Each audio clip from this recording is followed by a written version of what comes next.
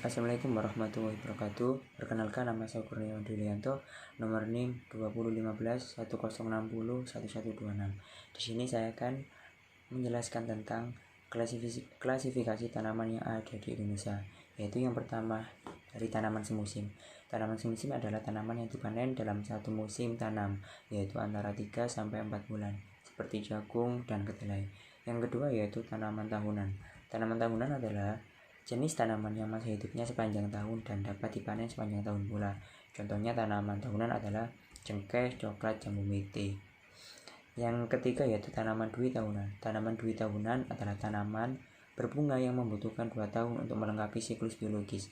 Pada tahun pertama, tanaman tumbuh daun, batang, dan akar.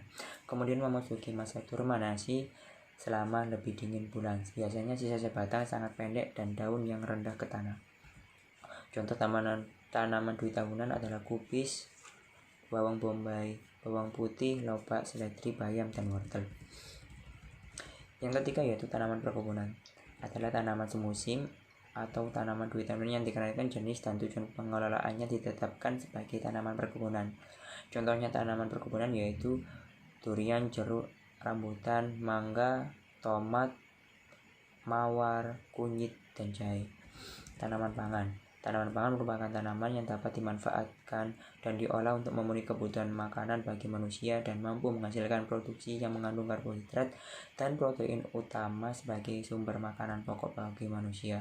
Contohnya yaitu jagung, gandum, singkong, kentang, kedelai, dan kacang hijau.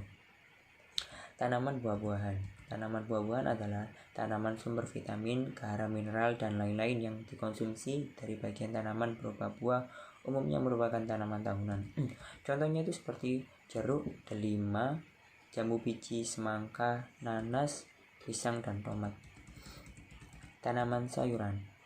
Tanaman sayuran adalah tanaman pokok yang dikonsumsi sebagai pendamping atau pengiring makanan pokok bersama dengan lauk. Tanaman sayur ini adalah tanaman lunak yang separuh atau semua bagiannya bisa dikonsumsi dalam bentuk sekar ataupun diolah terlebih dahulu dengan cara dimasak.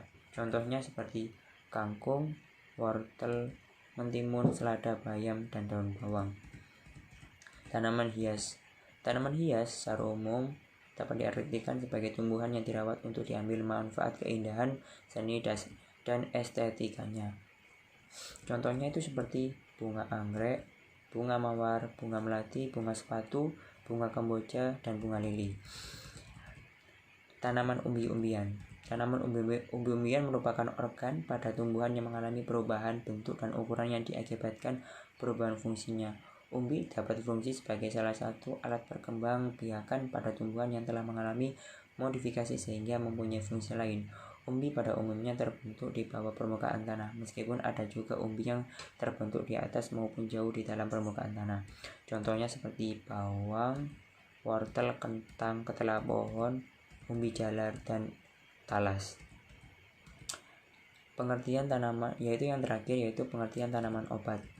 Jenis tanamannya yang mempunyai fungsi dan berkhasiat sebagai obat dan dipergunakan untuk penyembuhan ataupun mencegah berbagai penyakit. Berkhasiat obat sendiri mempunyai arti mengandung zat aktif yang mengobati penyakit tertentu. Jenis tanaman yang berkhasiat obat antara lain adalah gandarusa, daun ungu, kembang coklat, pegangan, kunyit, lengkuas, dan jahe.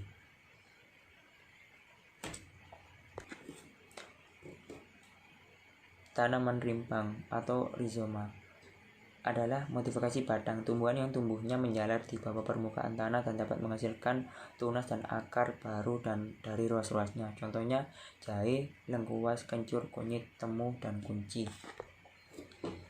Pertanyaannya adalah mengapa komoditi tersebut dibedakan menurut kelompoknya? Jelaskan. Karena dari berbagai jenis komoditi tersebut mempunyai proses pertumbuhan yang berbeda-beda, mulai dari masa pertumbuhan bahkan jenis hasil yang dipanen. Dari pernyataan inilah mengapa komoditi tersebut dibedakan menurut kelompoknya.